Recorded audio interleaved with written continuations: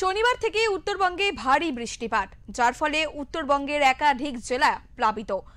বহু মানুষ ক্ষতিগ্রস্ত হয়েছে। ভারী বৃষ্টির ফলে যোগাযোগ বিচ্ছিন্ন হয়ে গিয়েছে।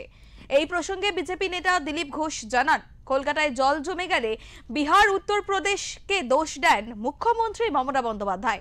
আর উত্তর বাংলা উপচে পড়েছে, কাকে দোষ দেবেন জানি না।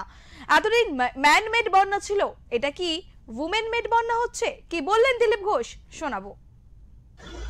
কলকাতায় বৃষ্টির জল জমে গেলে উত্তরপ্রদেশকে বিহারকে দোষ দেন মমতা ব্যানার্জি। আরামবাগ বর্ধমানে বন্যা হলে তখন ডিভিসি কে ঝাড়খণ্ডকে দোষ দেন। কারণ উত্তরবাংলায় খাল নদী উপচে পড়েছে, বাড়িঘর ভেসে যাচ্ছে, কাকে দোষ দেবেন জানি না। একদিন ম্যানমেড ছিল, এটা কি ওমেন মেড বন্যা হচ্ছে? হাহাকার, সমস্ত খাল বুঝে যাচ্ছে, বাড়িঘর করে লোকে বসে যাচ্ছে, পরিষ্কার করা হয় না।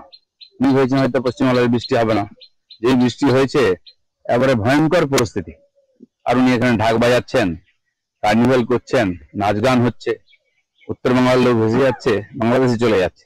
আর এখানে গানের বন্যা বইছে, আনন্দের বন্যা বইছে। উত্তরবাংলার লোক এই জন্যই বললে যে আমাদেরকে কেউ দেখে না, সরকার দেখে না, তাদের মনের যে অভিমান